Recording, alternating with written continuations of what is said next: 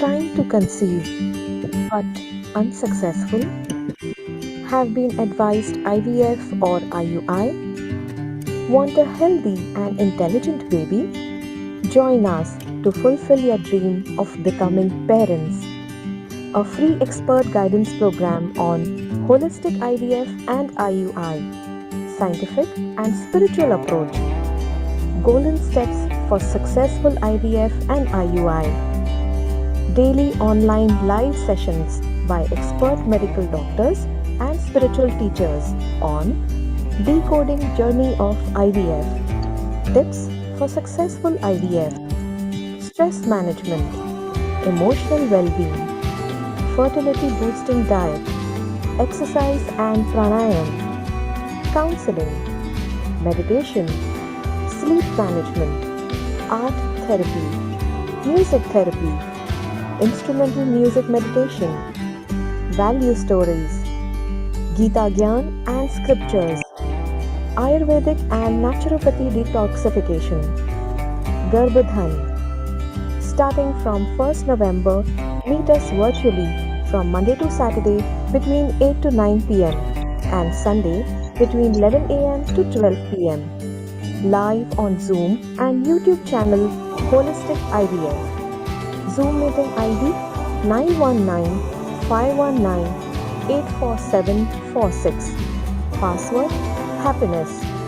For more details, call us on 9158-927-937 or 98206-16509 or 9833-801-570. You can mail us on holisticivf@gmail.com. Visit us on www.divinegarbhasanskar.in. Subscribe to our YouTube channel, Holistic IVF.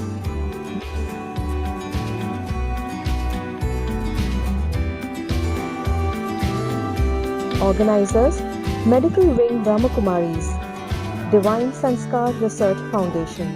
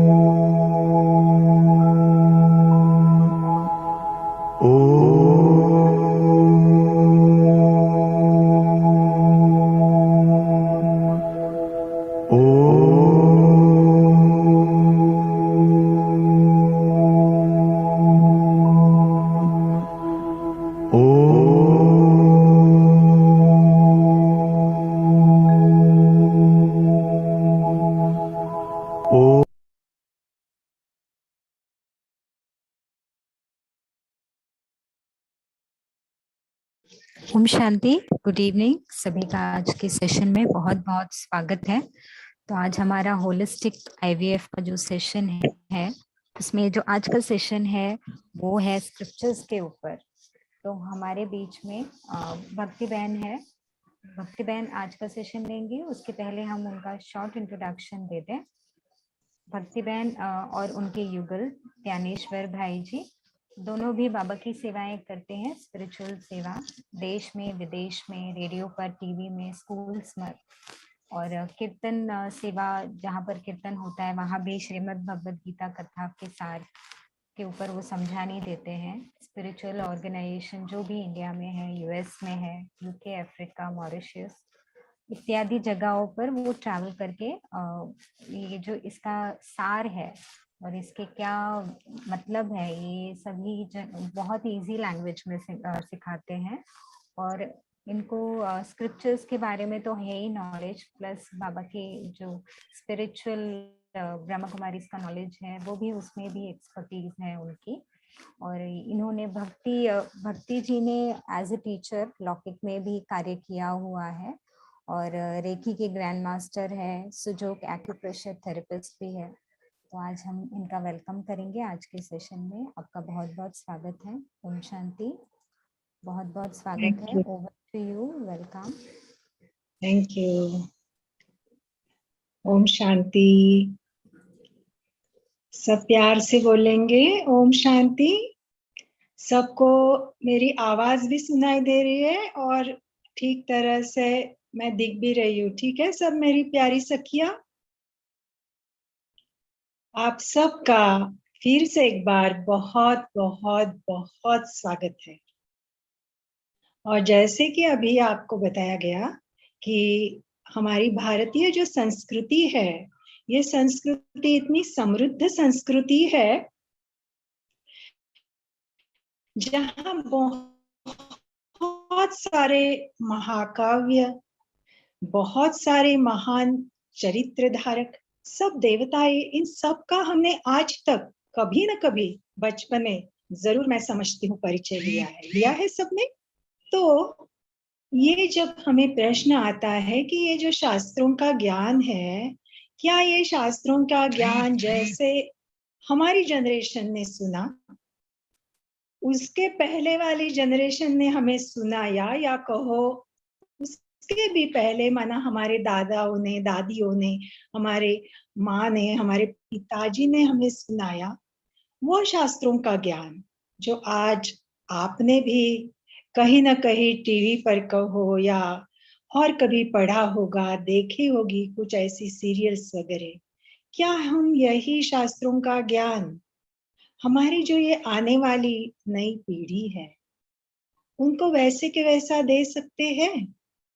हमने तो आज तक जो कुछ सुना उसको मन में कुछ डाउट्स होते हुए भी कभी कभी हाँ ही कहा, या अगर हमने कभी प्रश्न पूछा भी होगा ऐसे कैसे हो सकता है, तो फिर हमें हमारे बड़ों ने बताया, हमने भी ऐसे ही सुना है, आज तक ऐसे ही है, यहाँ तो विश्वास की बात है।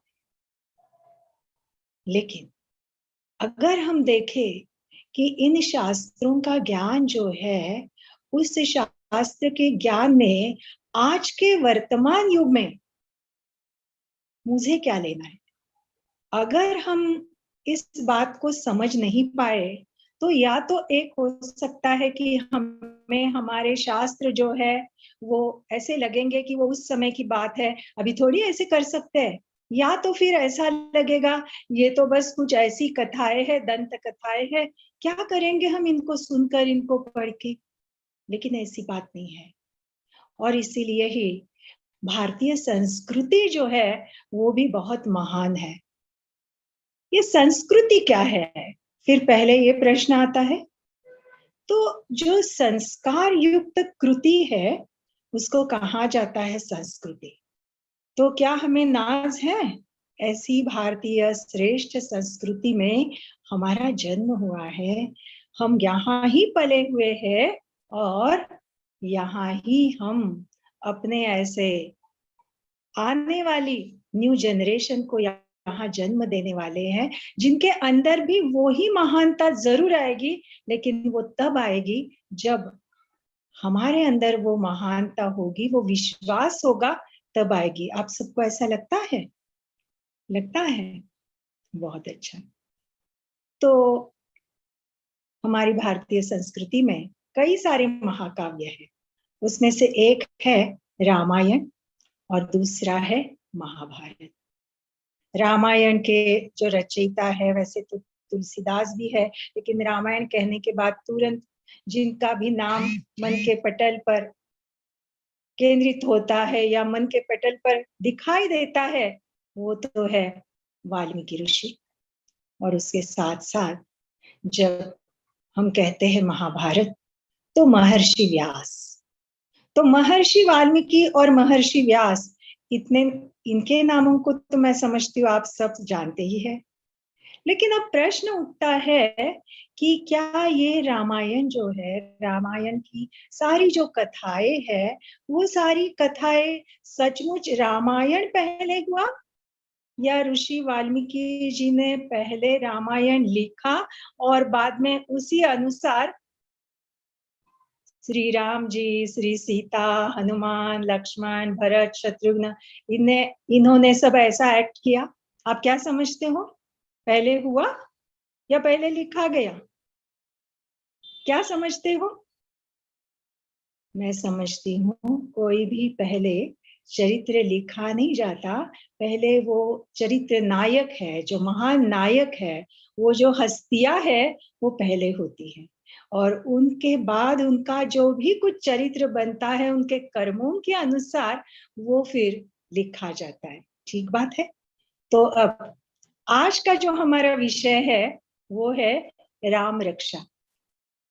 किसी ने सुना हुआ है पहले नाम राम रक्षा?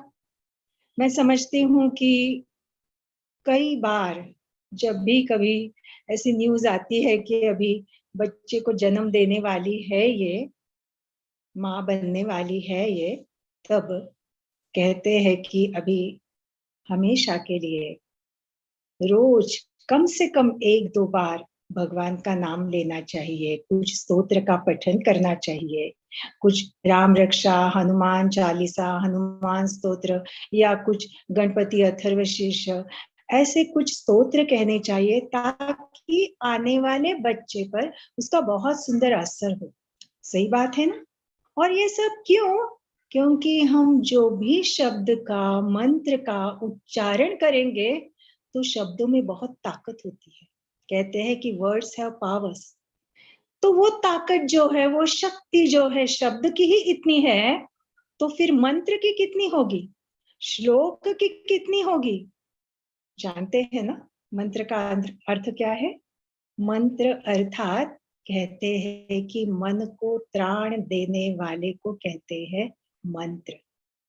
और इसीलिए अगर एक भी कोई मंत्र का उच्चारण सही रीति से, सही अर्थ को समझते हुए, उस अर्थ में थोड़े समय के लिए क्यों न सही स्थित होते हुए अगर हम उच्चारण करते हैं, जैसे कि गायत्री मंत्र है, अगर हम उच्चारण करते हैं, तो वो जो वाइब्रेशंस है, वो जो प्रकंपन है, वो हमें प्राप्त होते हैं। न केवल हमें मिलते हैं, हम उनका अनुभव करते हैं, लेकिन आप ये जानते हैं कि वो वातावरण जहाँ हम रहते हैं, वहां भी उसका काफी गहरा असर होता है।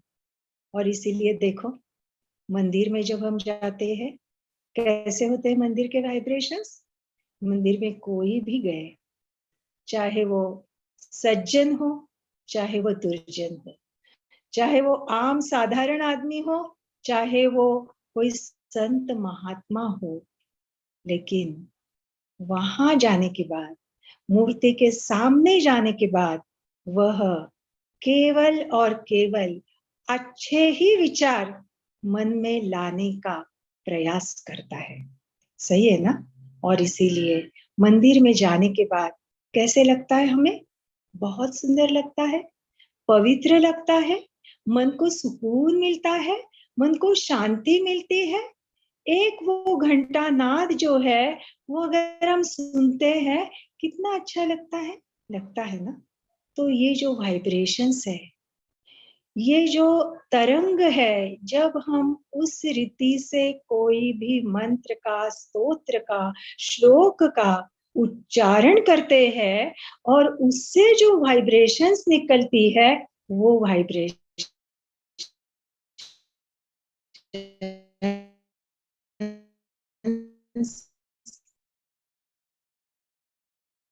हम अनुभव कर सकते। और इसीलिए कहते हैं कि शब्दों में अच्छे भी हो सकते हैं, बुरे भी हो सकते हैं। हमें डिसाइड करना है कि कौन सी ताकत हमें यूज करनी। और इसीलिए ये जो सेशन है उसमें हम ये अनुभव भी करेंगे, उसके साथ साथ हम राम रक्षा जो स्तोत्र है उस स्तोत्र की महानता क्या है, वो स्तोत्र कहने से किस प्रकार से हमारी रक्षा हो सकती है, न केवल हमारी लेकिन हम जिनके भी संपर्क में आते हैं उनकी भी रक्षा हम कैसे कर सकते हैं, ये समझना बहुत आवश्यक है। और इसीलिए ही हमारी भारतीय संस्कृति की जो प्राचीन संस्कृति है, जो महानतम संस्कृति है, वहां हमारे पूर्वजों ने कहा कि जब भी हम सायंकाल का समय होता है जिसको हम कहते हैं नुमा शाम, राजयोग की जो भाषा है उसमें हम कहते हैं नुमा शाम, अर्थात जब भगवान के सामने या घर में जब दीप जलाते हैं, अगरबत्ती जलाते हैं, जब बचपन में हम उस समय शुभं करोति या ऐसे कुछ स्तोत्र कहते थे, आज भी कहते हैं, तो वो समय बहुत अच्छा माना जाता है। कहते हैं कि वो लक्ष्मी आने का समय है। लेकिन कौन सी लक्ष्मी, इसको हमने नहीं समझा। अगर हमने यही समझा होगा कि लक्ष्मी माना धन, धन की देवी, तो मैं समझती हूँ कि ये तो बहुत ही मर्यादित अर्थ हो गया, सीमित अर्थ हो गया। लेकिन हमारे मन में जो एक लक्ष्य है, उस लक्ष्य तक पहुंचने के लिए वो जो उसकी पवित्रता है, उस पवित्रता को अंदर अनुभव करने के लिए दरअसल वो समय बहुत अच्छा होता है। और हम सब जानते ही है, जिसको कहते हैं मंगल प्रभात, बहुत सुंदर सुबह का भी समय होता है। कहते हैं कि सुबह उठने के बाद भगवान का नाम लेना चाहिए। इतना ही नहीं, आप एक छोटा सा होमवर्क जरूर कर सकते हैं रात को सोने के पहले, बस ज्यादा नहीं, 3 अच्छे पहले, केवल 3 अच्छे है।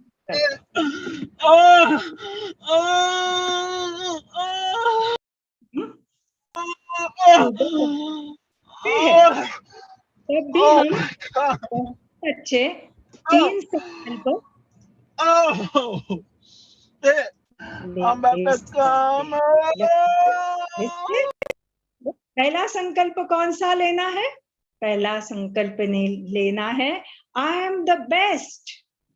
आप सब बोलो एक बार, मैं सबसे भाग्यवान हूं, इस विश्व में सबसे भाग्यवान हूं मैं, आई एम द बेस्ट। ये संकल्प हम ले सकते हैं।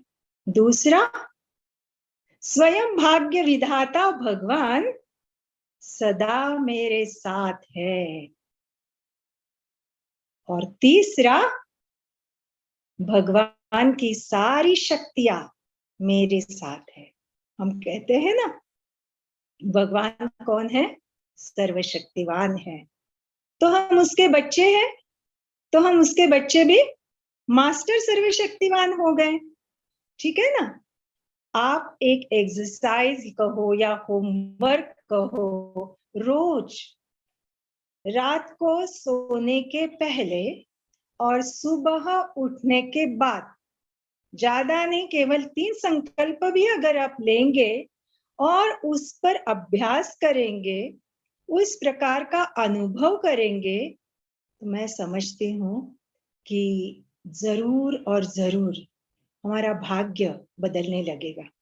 वैसे तो विज्ञान ने भी, मेडिकल साइंस ने भी ये प्रूव किया है कि हम रात को सोने के पहले जो भी विचार करते हैं वो हमारे सबकॉन्शियस माइंड में बिल्कुल अच्छी तरह से छप जाते हैं। और हम जब आंखें खोलते हैं सुबह, तो वही विचार फिर से अगर हम दोहराते हैं, तो हमारा नसीब जो है, हमारा भाग्य जो है, वो सचमुच है बहुत बहुत बहुत अच्छा होता है, और है ही सबका अच्छा। तो ये जो राम रक्षा है, जो आज हम उसको देखेंगे कि सचमुच इस राम रक्षा में क्या बताया गया है, क्या आवश्यकता है आज के कलयुग में इसकी।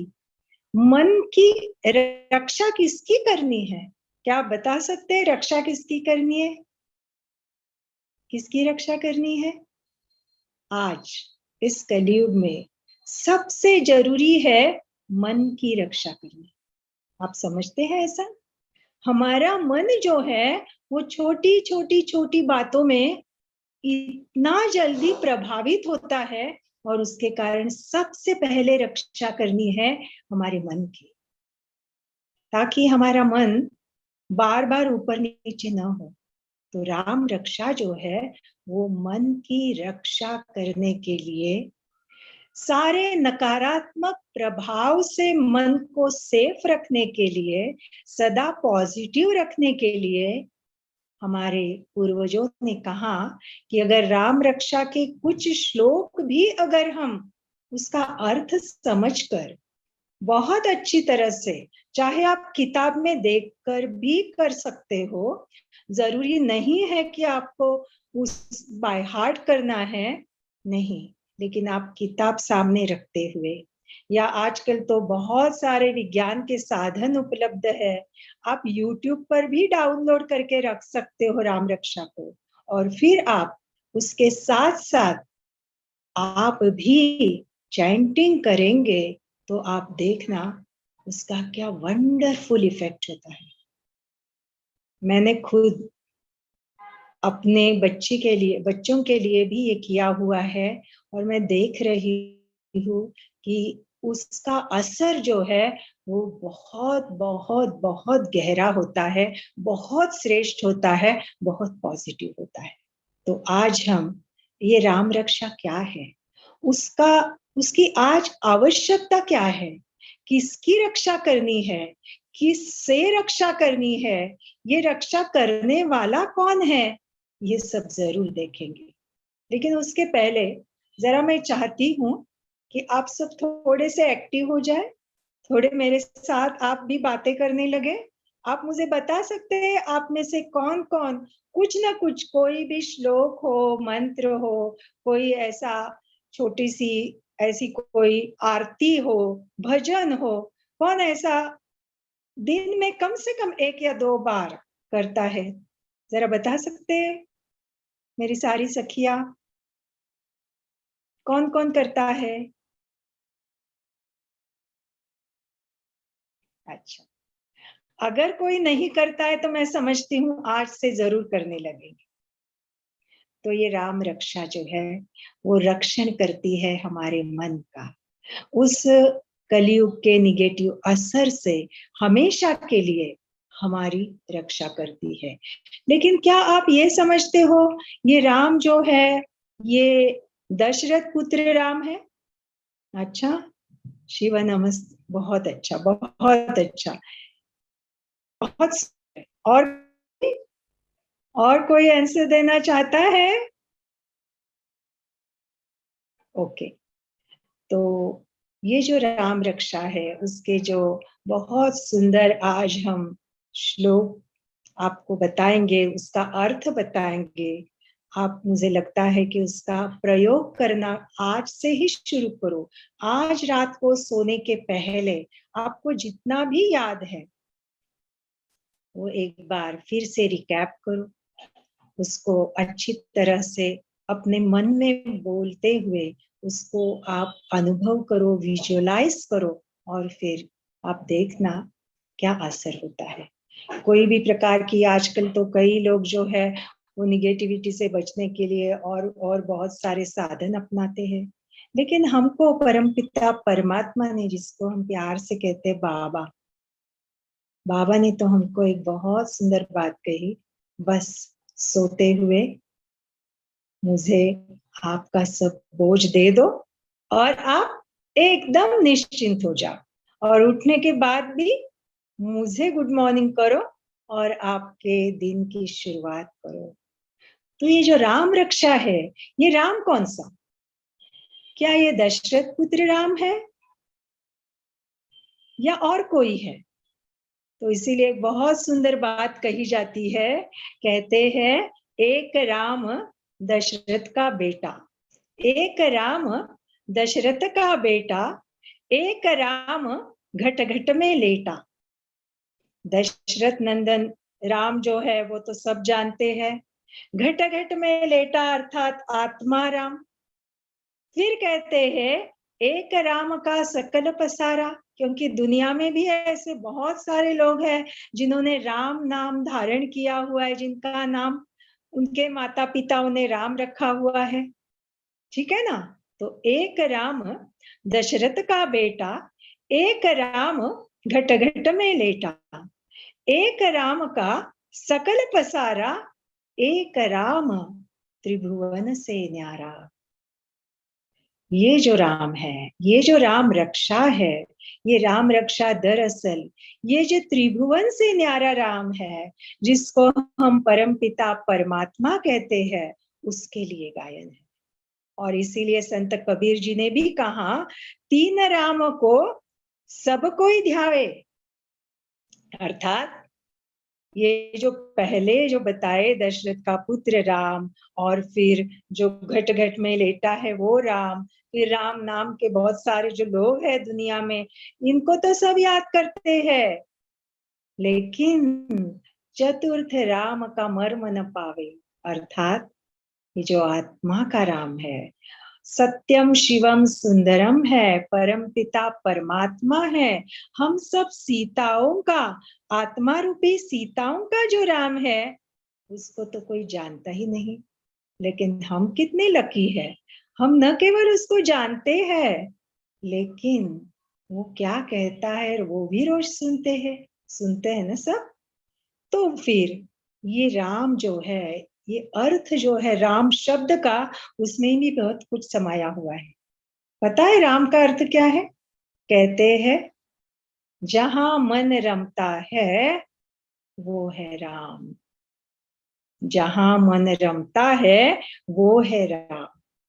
फिर और एक बहुत सुंदर उसका अर्थ है, राम अर्थात संपूर्ण विश्व का जो ज्योति तत्व है, उस ज्योतित तत्व को राम कहा जाता है। इतना सुंदर अर्थ है। अर्थात वो महाज्योति परम पिता परमात्मा, उसको भी राम कहा जाता है। तीसरा भी एक अर्थ है राम का, वो है रावणस्य मरणम रामः। अर्थात जिसने रावण को मारा वो है राम। अभी मुझे बताओ, कौन से रावण को हमें रोज मारना है? यहाँ बैठा हुआ है ना, राम भी है और रावण भी है। तो फिर क्या करना है? राम की आवाज जो है, जो बहुत क्षीण हो गई है, बहुत ही छोटी हो गई है, उस आवाज को सुनना है। और रावण की आवाज सुनने की बड़ी प्रैक्टिस हो गई है हमको, उस आवाज को नहीं सुनना है या उसको मारना है। इसलिए इतने सुंदर सुंदर राम शब्द के अर्थ है। तो फिर राम रक्षा, देखो हमारे जब पहले जमाने में हमारे जो दादा दादी थे ना, वो जब एक दूसरे से मिलते थे ना, तो वो क्या कहते थे? राम राम, ऐसे हाथ जोड़ते थे और कहते थे राम राम। अर्थात उनके जीवन में राम था, अच्छाई थी। फिर थोड़ा समय आगे बढ़ा, फिर कहने लगे नमस्कार। क्या कहने लगे? नमस्कार। और आज की जो जनरेशन है क्या कहती है? हाय। तो सारी दुनिया को क्या लगी है? हाय शब्द कोई अच्छा तो नहीं है ना। हाय शब्द का अर्थ अच्छा है? नहीं होता अच्छा। मजाक की बात छोड़ो, लेकिन सचमुच कहां से कहां तक ये जर्नी हो गई। इसीलिए आज पॉजिटिविटी के लिए इतने प्रयास करने पड़ते हैं। शब्द कितने महान होते हैं, पॉजिटिव शब्द ज्यादा से ज्यादा हम कैसे यूज करें, ये सारी बातों को आज हमें समझना पड़ता है। तो अभी हम राम रक्षा शुरू करने के पहले एक छोटी सी जर्नी करेंगे। सबको मंजूर है? कहा जाता है जब हम कोई स्तोत्र सीखते हैं, जब हम कोई भी प्रकार का ऐसा कुछ पाठ करते हैं, तो हमेशा 1-2 मिनट के लिए क्यों न सही, लेकिन मेडिटेशन करना चाहिए। आप समझते हो ऐसा? तो चलो हम भी अभी वो जर्नी करते हैं। आज तक हमने बाहर से बाहर जाने की जर्नी की, अर्थात अंदर से बाहर जाने की जर्नी की, लेकिन अच्छा, ओके, बराबर। तो दुख भी होता है, रावण का अर्थ। हाँ, तो अभी हम देखेंगे जर्नी, वो है अंदर जाने की जर्नी। अर्थात राम कहने से हम उस अर्थ में स्थित होंगे। राम अर्थात सर्वश्रेष्ठ, राम माना सर्वश्रेष्ठ ज्योतित तत्व, और म अर्थात वो जो तत्व, ज्योति तत्व जो है, वो ज्योति जो है वो हर एक के अंदर बसी हुई है। तो ये जो ज्योति है, उस ज्योति का महाज्योति से अर्थात परमात्मा से जो मिलन है, वो जर्नी अभी हम करेंगे। राम रक्षा क्या है, उसका महत्व क्या है, ये समझने के पहले केवल 1 मिनट के लिए हम सब उस परमपिता परमात्मा अर्थात जो जग से न्यारा राम है, जो इस पार जाने वाला है, पार लेके जाने वाला है, उसके साथ 1 सेकंड के लिए पहले अपने मन और बुद्धि को जोड़ने का प्रयास करेंगे और वो अनुभव करेंगे कि वो ज्योति जो है, वो ज्योति जग गई है। तो चलिए सब मेरी प्यारी सखिया, 1 मिनट के लिए उस जग से न्यारा जो राम, सबका प्यारा जो राम, उस आत्मा के पिता, परम पिता परमात्मा को 1 मिनट के लिए याद करते हैं, अनुभव करेंगे। 1 मिनट के लिए जो भी आवाजें आ रही, जो भी मन में विचार चल रहे, उन आवाजों को, उन विचारों को कुछ पल के लिए दूर कीजिए और केवल एकमात्र विचार मन में धारण कीजिए, मैं वो पवित्र ज्योति हूं जो उस सर्वश्रेष्ठ ज्योति की, उस राम की बच्ची हूं। अनुभव करें अपने चारों ओर बहुत सुंदर, बहुत दिव्य एक प्रकाश, और उस दिव्य प्रकाश में मैं स्वयं को बहुत बहुत सेफ अनुभव कर रही हूँ। ये मेरी वाइब्रेशंस मेरे सारे शरीर में एक नई चेतना, एक नई ऊर्जा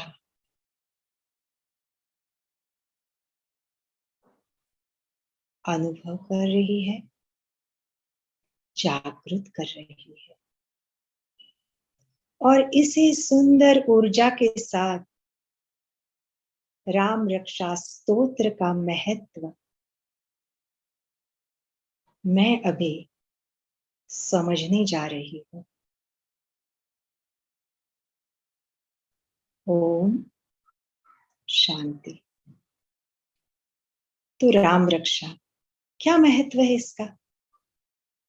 अभी अभी हमने देखा कि आज जरूरी है अपने मन के रक्षण करने की, अपनी बुद्धि जो है, जो कहाँ भी कभी भी जाती है, उसका रक्षण करने की। तो सचमुच ये जर्नी जब हम समझ जाते हैं, तो कोई भी परिस्थिति क्यों ना आए, लेकिन हमारा मन जो है वो पूरी तरह से सुरक्षित रहता है। और इसीलिए राम रक्षा, पहले जमाने में तो मुझे याद है जब हम बचपन में, मना मई महीने की छुट्टियां रहती थी ना, उस समय बहुत सारी ऐसी कथाएं वगैरह सुनते थे। उस समय इतना टीवी नया था और बस एक दो चैनल ही थे, और उस समय हम बहुत सारी ऐसी भूत की, ऐसी ऐसी सारी जो डरावनी जो है वो सारी कहानियां, और वो भी रात को समर वेकेशन में सुनते थे। और फिर जब अकेले होते थे ना, तो बहुत डर लगता था। तो फिर दादी बोलती थी, डरने की क्या जरूरत है, बस राम राम राम राम राम राम, तो कुछ भी डर है वो खत्म हो जाएगा। उस समय तो बहुत विश्वास से वो करते थे, लेकिन आज समझ में आया कि सचमुच हमारे अंदर की ये जो सर्वश्रेष्ठ शक्ति है, उसको जगाने के बाद वो जब जग जाती है, तो बस रिंचक मात्र भी कोई नकारात्मकता, कोई ऐसी शक्ति अंदर रह नहीं सकती। ठीक है ना? आप सभी अभी अनुभव करेंगे। तो ये राम रक्षा जो है, जो इस प्रकार से लिखी गई, और इस राम रक्षा के 2-4 श्लोक भी अगर आप बहुत अच्छी तरह से बाय हार्ट करेंगे, या अगर देख कर भी किताब में वो बोलेंगे, तो आप भी अनुभव करेंगे कि कौन सी वाइब्रेशंस आपको मिल रही है। तो इसीलिए ये राम रक्षा जो है, उसका हम अभी देखेंगे उसकी शुरुआत क्या है। वैसे भी कोई भी बात की शुरुआत हो तो श्री गणेशाय नमः कहते हैं। तो राम रक्षा की जो शुरुआत है उसमें भी वही कहते हैं कि श्री गणेशाय नमः, क्योंकि गणपति जो है, कोई भी पूजा हो, कोई भी स्तोत्र हो, सबसे पहले नमन किया जाता है। विद्या देने वाला जो है वो है गणेश, विघ्नहर्ता जो है वो है गणेश, सुखकर्ता जो है वो है गणेश। बहुत सारे उसके नाम है।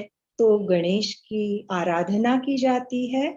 तो यहाँ भी राम रक्षा में पहले शुरुआत होती है श्री गणेशाय नमः। अब आगे है, ये राम रक्षा लिखी किसने? तो बुध कौशिक ऐसे एक ऋषि थे, और उन्होंने इस राम रक्षा का लेखन किया, उन्होंने ये राम रक्षा लिखी। और इसीलिए पहले जमाने में कोई भी अभंग होते हैं या कोई भी स्तोत्र होते हैं, इतना ही नहीं कोई आरती भी होती है, तो जिन्होंने उसकी रचना की उनका नाम वो उसमें जरूर डालते हैं। आपने बहुत सारे ऐसे स्तोत्र या आरती जो है वो पढ़ी होगी, गाई होगी, लिखी होगी, आपको पता होगा। तो पहले है श्री गणेशाय नमः। अस्य श्री राम रक्षा स्तोत्र मंत्रस्य बुध कौशिक ऋषि श्री सीता रामचंद्रो देवता अनुष्टुप छंदः। संस्कृत है, लेकिन मैं उसका आपको मराठी में अर्थ भी बता रही हूँ, और उसके पीछे का जो भाव है वो भी बता रही हूँ। तो अस्य श्री राम रक्षा स्तोत्र मंत्रस्य बुध कौशिक ऋषि श्री सीता रामचंद्रो देवता अनुष्टुप छंदः सीता शक्ति श्रीमत् हनुमान कीलकम।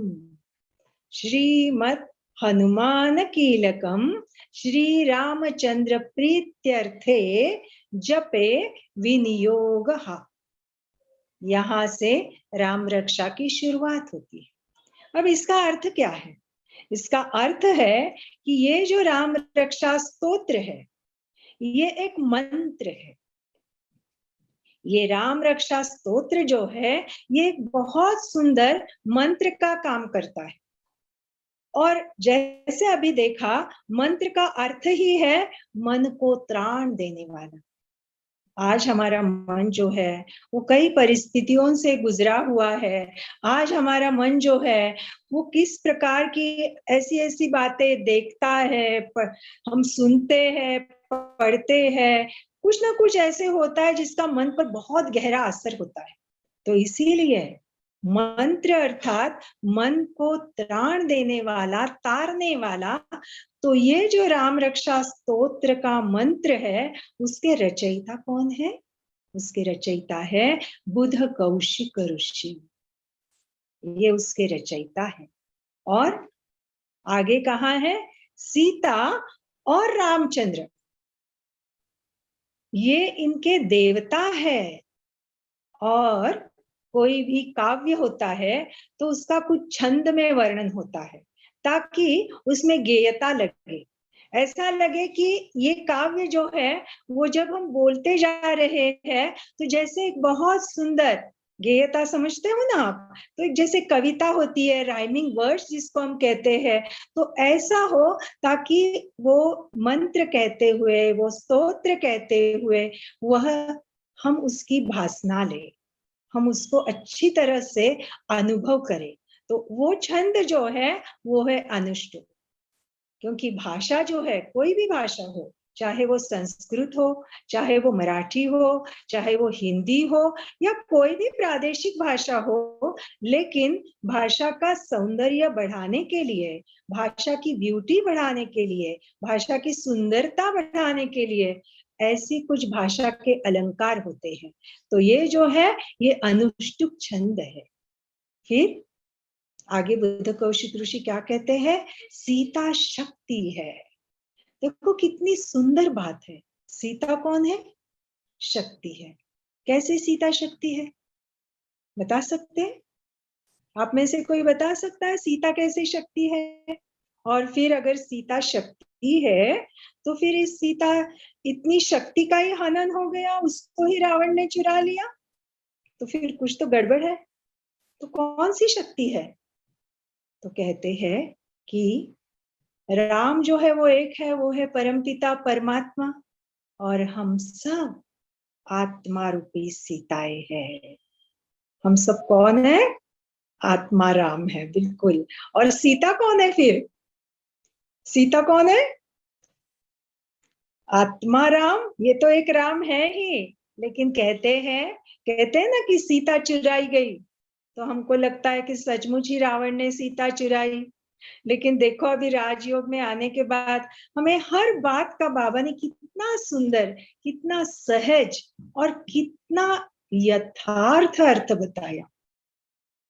ये जो है ना पंचवटी है, कहते हैं ना सीता जो है वो पंचवटी में, नासिक में वैसे तो एक स्थान भी है, लेकिन 2 आंख, 2 कान और 1 मुख, इसमें ये सीता बंद है। तो इसीलिए आत्मा का राम परमपिता परमात्मा है और हम सब आत्मा रूपी सीताएं हैं। चाहे वो शरीर स्त्री का हो, चाहे वो शरीर पुरुष का हो, लेकिन आज सब जो है सीताएं वो कैसी है? जैसे उनको दुख है। तो इसीलिए कहते हैं सीता शक्ति है। तो ये माना श्री राम की सीता, दशरथ नंदन राम की केवल सीता नहीं, लेकिन हमारे अंदर एक शक्ति है। और उस शक्ति को जगाने के लिए, उस शक्ति को निरंतर जागृत रखने के लिए ये राम रक्षा स्तोत्र जो है वो बहुत ही सुंदर, बहुत ही असरदार है। और इसीलिए हम सब इस राम रक्षा स्तोत्र को आज से मैं समझती हूँ, आप केवल एक श्लोक भी रोज सोने के पहले अगर आप देखकर या बाय हार्ट करके उसका अनुभव करेंगे, बोलेंगे, तो सचमुच आपको वो शक्ति मिल जाएगी जिस शक्ति की आज आवश्यकता है। तो सीता शक्ति है। आगे क्या कहते हैं बुद्ध कौशिक ऋषि? हनुमान जी जो है वो कीलक है।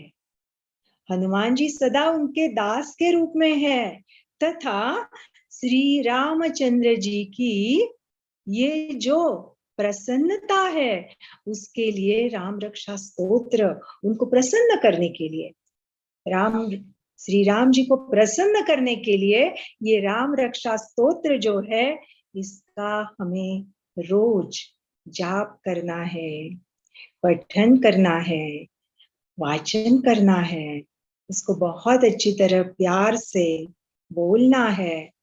तो इस श्री राम को प्रसन्न करने के लिए मैं जैसे कि इन्वेस्ट कर रहा हूँ, विनियोग करना माना स्पेंड करना, इन्वेस्ट करना, कुछ भी कह सकते हो। तो ये राम रक्षा स्तोत्र जैसे कि मैं मेरा क्रेडिट अकाउंट कर रहा हूँ, अकाउंट मेरा क्रेडिट कर रहा हूँ, जमा कर रहा हूँ। तो आप सब अकाउंट जमा करने के लिए राजी हैं? आप सबको अच्छा लगेगा? तो यहाँ से शुरुआत है राम रक्षा स्तोत्र की। अब हमने अगर ये जाना कि मेरे अंदर इतनी शक्ति है, मैं आत्मा रूपी सीता सदा ही इतनी शक्तिशाली हूँ, मेरे पास कोई भी ऐसी बुरी घटना का प्रभाव नहीं हो सकता या ऐसी शक्ति नहीं आ सकती जब हम अंदर से वो फील करते हैं। और वो फील करते हुए ऐसा एक भी मंत्र, एक भी श्लोक अगर हम दिल से प्यार से अगर रोज बोलते हैं, तो मुझे बताओ कितनी कितनी सुंदर अनुभूति होगी। तो फिर आगे बढ़े, सबको समझा है? फिर आगे क्या कहते हैं? अथ ध्यानम, अर्थात अभी हम ध्यानस्थ होते हैं, या कहो हम अपना ध्यान पूरा का पूरा वहां भी केंद्रित करते हैं। देखो कितना सुंदर शब्द है। वैसे भी ध्यान माना मेडिटेशन। अगर कोई बहुत अच्छी बात कर रहा है, या कोई स्तोत्र कह रहा है, या कहो कहाँ कोई जाप चल रहा है, और फिर किसका ध्यान यहाँ वहां जा रहा है, तो क्या बोलते हैं? अरे आपका ध्यान कहाँ है? यहाँ इतनी इंपॉर्टेंट बात हो रही है और आपका ध्यान कहाँ है? तो ध्यान शब्द कितना अच्छा है ना। तो ये ध्यान जो है, अर्थात हमारा ध्यान हमारे अंदर होना चाहिए। मेरा मन उसमें जागृत हो गया है, उस शब्द से मेरा मन जागृत हो गया है, उस शब्द में मेरा मन टिका हुआ है, मेरी बुद्धि में वो वाइब्रेशंस जा रहे हैं, मेरी बुद्धि इतनी शुद्ध हो गई है, इतनी पवित्र हो गई है। तो इसीलिए आगे बुध कौशिक ऋषि कहते हैं अथ ध्यानम। फिर क्या है? ध्याये दाजानुबाहुम धृत शर धनुषम बद्ध पद्मासनस्थम। देखो कितना सुंदर है। आपको लगेगा कि ये संस्कृत है, ये तो हमारे बस की बात नहीं, लेकिन अगर आप एक एक शब्द इस रीति से अनुभव करते हुए ठीक से अगर उच्चारण करते हैं, तो आपको भी वो फीलिंग आएगी, इतनी उसमें ताकत है। तो ध्यायेदाजानुबाहुं धृतशर धनुषम बद्ध पद्मासनस्थम। आगे क्या है? पीतं वासो वसानं नव कमलदल स्पर्धिनेत्रं प्रसन्नम। फिर वामांकारूढ़ सीता मुख कमल मिलल लोचनम नीरदाभम। देखो कितना सुंदर वर्णन है। फिर नानालंकार दीप्तम दधत मुरुजटाम मंडनम रामचंद्रम। अर्थात अभी हमारा ध्यान पूरा बाहर की सब बातों से हमें हटाना है कुछ पल के लिए, और इस मंत्र में, इस श्लोक में जो वर्णन किया है ऋषियों ने, उसको देखना है। बुध कौशिक ऋषि क्या कहते हैं? वो कहते हैं कि ये राम का वर्णन है।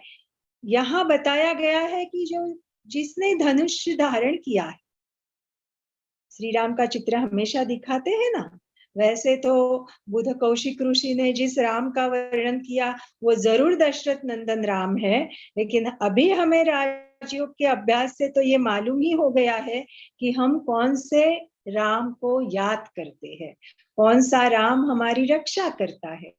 तो हम पहले इसको भी देखेंगे। तो जो धनुष्य बाण जो है उसने बहुत सुंदर धारण किए हैं। फिर आसन कौन सा है उसका? बद्ध पद्मासन, क्योंकि इतना सुंदर शब्द है। पद्म अर्थात कमल। और कभी भी आपने देखा होगा कि कोई भी ऋषि मुनि तपस्वी जो है उनका आसन पद्मासन होता है। और उसके पीछे एक बहुत सुंदर अर्थ भी है।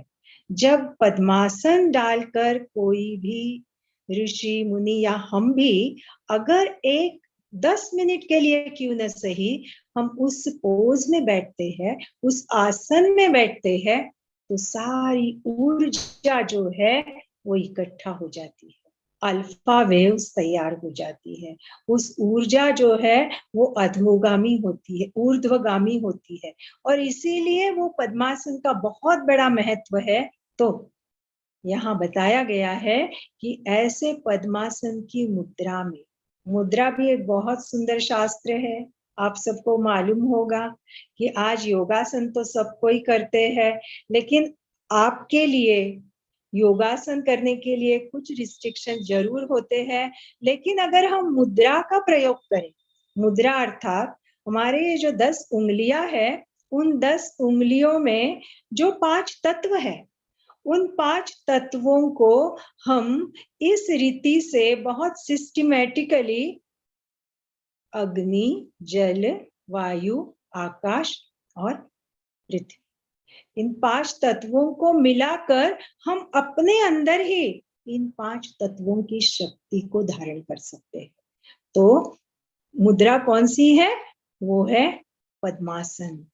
ऐसे विराजमान है और उन्होंने पीत वस्त्र अर्थात पीतांबर पहना हुआ है।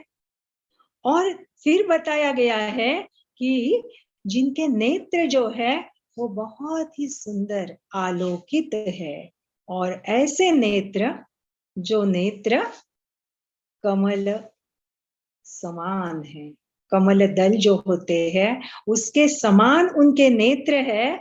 और ऐसे नेत्र है कि वो कमल दल ज्यादा अच्छा या ये नेत्र ज्यादा अच्छे, ऐसा लगे उनके साथ जैसे स्पर्धा करने वाले ऐसे नेत्र है। और जिनका रंग जो है वो कैसा है? बादलों की तरह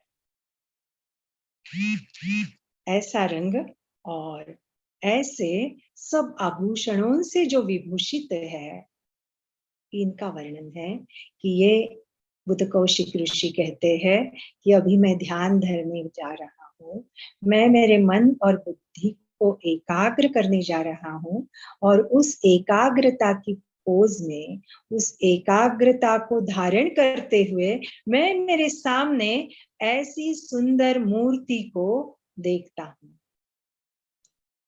और इसीलिए जैसे हमने राम का ये भी एक अर्थ देखा कि राम अर्थात हमारे अंदर जो एक ज्योति है, उस ज्योति का परम ज्योति के साथ मिलना, जिसको राजयोग कहते हैं। तो एक पल के लिए वो अनुभव करना है कि मेरे नेत्र जो है वो नेत्र भले बंद है या खुले हैं, लेकिन उनके सामने वो बहुत सुंदर चित्र है, वो बहुत सुंदर रूप है, और उस रूप को, उस चित्र को मैं अनुभव कर रही हूँ। इस बुद्धि रूपी नेत्र से भी उसको देख रही हूँ, और उसको देखते हुए जैसे मैं अनुभव करती हूँ कि ये महाज्योति से जो भी निरंतर आने वाली जो किरणें हैं वो मुझ पर बरस रही है। तो चलिए सब आप, जब भी आप मेरे साथ साथ ये श्लोक को सुन रहे हो सकता है कि आपके पास ये अगर किताब है तो आप उसका अर्थ भी लिख के रखेंगे, ताकि आप जब कभी बोलेंगे तो उसका अर्थ अच्छी तरह से आपको याद आएगा। तो वो आप अनुभव करना कि मैं जब ये राम रक्षा का 1 या 2 मंत्र भी कहती हूँ या श्लोक कहती हूँ, तब मेरे सामने मेरा मन जो है, मेरी बुद्धि जो है, कि उसके साथ एकदम एकरूप हो जाए। तो हम आगे बढ़ सकते हैं और एक श्लोक हम देखेंगे। तो इसीलिए फिर कहा है कि इस प्रकार से ध्यान करना है, क्योंकि ध्यान करने के लिए सबसे पहले हमें बाकी सारी बातों को हटाना होगा। मन में जो और सारे विचार है उनको कुछ पल के लिए दूर करना होगा, ठीक है ना? और इसीलिए क्या कहा गया? अथ ध्यानम। तो मैं ये ध्यान करता हूँ। ये ध्यान करने के बाद, ये होने के बाद फिर आगे बताया है कि श्री चरितम रघुनाथस्य शतकोटि प्रविस्तरम एकैकम अक्षरम साम महापातक नाशनम। देखो बहुत बड़ी बात है ये। क्या कहते हैं बुद्ध कौशिक ऋषि? ये जो श्री राम का चरित्र है, ये चरित्र इतना महान है, इतना महान है कि अगर उसका मैं केवल एक बार भी उच्चारण करूं तो फिर एक एक अक्षर उसका महापातकों का विनाश करने वाला है। कहा जाता है, इस पर मुझे एक बहुत सुंदर कहानी याद आती है, क्योंकि कैसे पॉसिबल है, कोई भी आज के बच्चे तो बोलेंगे ऐसे एक शब्द कहने से, एक श्लोक कहने से कोई महापातक, अर्थात हमने जो भी कुछ बुरे कर्म किए हैं, क्या पॉसिबल है वो सारे बुरे कर्म जो है वो एक सेकंड में नष्ट हो जाए? तो कहा जाता है, उस कहानी बहुत सुंदर एक दृष्टांत के रूप में है। एक बार क्या हुआ, एक शिष्य जो है वो गुरु के पास जाता है और उनको कहता है कि गुरुजी मुझे बताइए कि भगवान की कृपा क्या होती है? तो उस समय उसके गुरुजी जो है वो एप्पल खा रहे थे, सेब खा रहे होते। तो वो एक सेब उसके हाथ में देते हैं और उसको एक प्रश्न पूछते हैं। वो पूछते हैं, मुझे ये बताओ, ये जो मैंने आपको एक एप्पल दिया, एक सेब दिया, इसमें कितने बीज होंगे? तो वो शिष्य कहता है कि हाँ 3 होंगे या ज्यादा से ज्यादा 4 होंगे। तो वो कहते हैं हाँ बराबर। अब इस 3 या 4 बीज से कितने एप्पल होंगे? अब वो हिसाब करने लगता है। अगर समझो एक बीज मैंने धरती में डाला तो उसके कितने सारे एप्पल आ जाएंगे।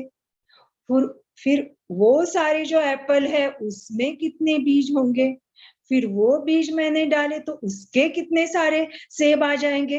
वो हिसाब ही करने लगता है, हिसाब करने लगता है, लेकिन वो हिसाब पूरा ही नहीं होता। और वो कहता है कि अपरंपार बहुत ज्यादा होंगे, हिसाब नहीं बता सकता हूँ। तो उसको उसके गुरुजी कहते हैं, बिल्कुल यही आपके सवाल का जवाब है। परमात्मा की कृपा जो है, सतगुरु की कृपा जो है, वो इतनी अपरंपार है कि आप उसकी गिनती नहीं कर सकते। और बिल्कुल वैसे ही ये जो बुद्ध कौशिक ऋषि ने ये जो श्लोक कहा है वो इस प्रकार से है कि बस हम एक एक अक्षर जो है वो अगर अर्थ समझकर उसमें कुछ पल के लिए मन और बुद्धि को टिकाते हुए अगर हम उसका उच्चारण करते हैं केवल, तो हमारे अंदर के सारे जो भी बुरे विचार है वो पूरे के पूरे नष्ट हो जाते हैं। आपको लगता है ऐसा? तो चलिए अभी हम बहुत प्यार से कुछ पल के लिए, अभी हमने जो भी 3 श्लोक देखे, 3 श्लोक सुने, उसका बहुत सुंदर गहरा अर्थ जो है वो समझने का प्रयास किया। उसको फिर से एक बार मेडिटेशन के द्वारा, राजयोग के द्वारा अनुभव करेंगे। सबको मंजूर है? और अगर आपको कुछ पूछना भी है तो अगर समय मिले तो आप जरूर पूछिए, या तो मैं ये जरूर कहूंगी कि अगर आपको पूछना है तो कल भी हमारा सेशन है, उसमें भी आप जरूर पूछ सकते हैं। तो चलिए, जैसे शुरुआत में हमने उस परमपिता परमात्मा को याद करते हुए बहुत सुंदर अनुभव किया, उसी प्रकार आज के सेशन की जब हम सांगता करने जा रहे हैं, समापन करने जा रहे हैं, तब भी हम फिर से एक बार उसके धन्यवाद करें, उसको शुक्रिया करें और कुछ पल के लिए उसमें स्थित हो जाए।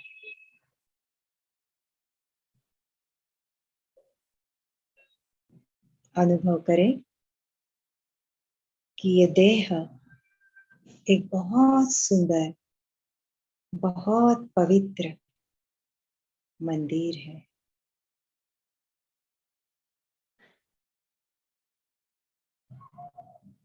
इस पवित्र मंदिर में मस्तक के बीच एक सुंदर पवित्र ज्योति जगमगा रही है।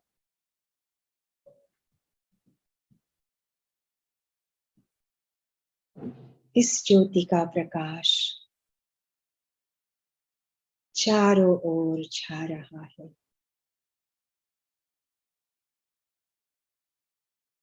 सब नकारात्मकता का, अंधकार का हमेशा के लिए विनाश हो गया है।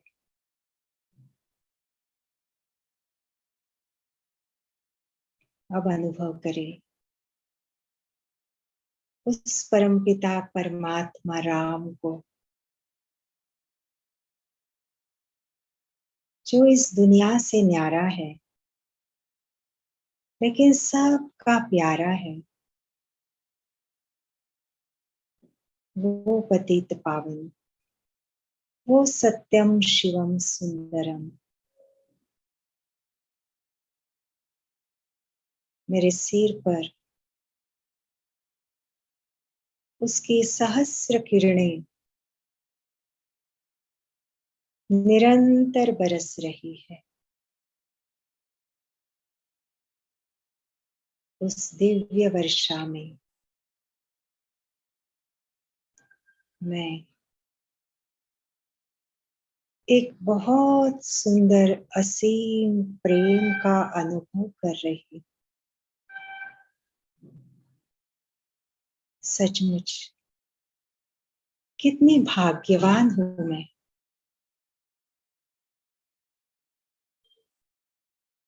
मेरे जैसा भाग्य सबको मिले, यही मेरी शुभ भावना है।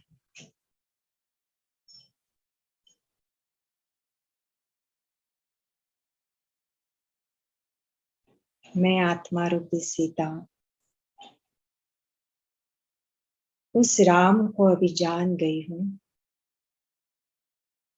और उसकी छत्र छाया में इस कर्म क्षेत्र पर रहते हुए हर कर्म बहुत ही कुशलता से कर रही हूँ।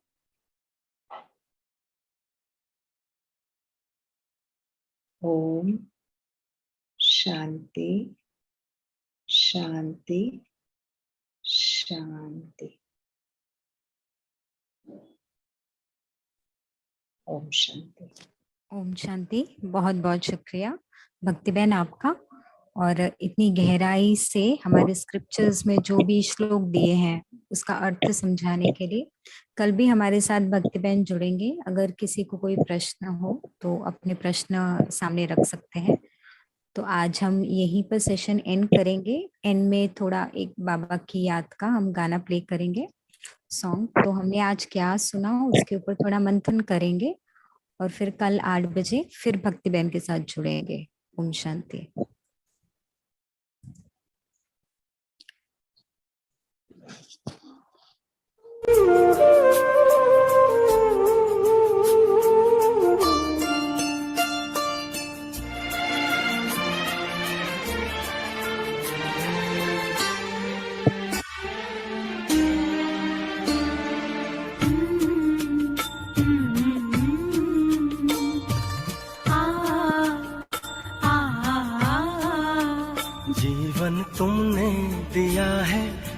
निकालोगे तुम। जीवन तुमने दिया है, संभालोगे तुम। आशा हमें है, विश्वास है, हर मुश्किल से विधाता निकालोगे तुम। जीवन तुमने दिया है, संभालोगे तुम। आशा हमें है, विश्वास है, हर मुश्किल से विधाता निकालोगे तुम। जीवन तुमने दिया है, संभालोगे तुम।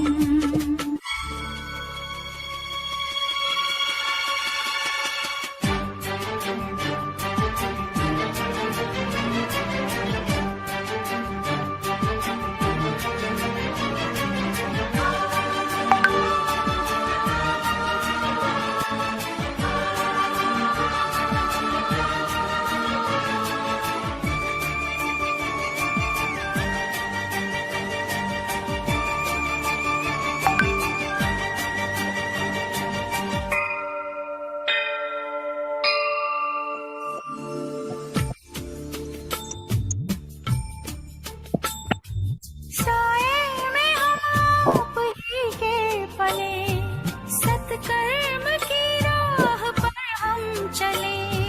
सारे जहां की भलाई करें, हम ना किसी की बुराई करें। इस दुनिया के दुखों से बचा लोगे तुम। दुनिया के दुखों से बचा लोगे तुम। आशा हमें है, विश्वास है, हर मुश्किल से विधाता निकालोगे तुम। जीवन तुमने दिया है, संभालोगे तुम।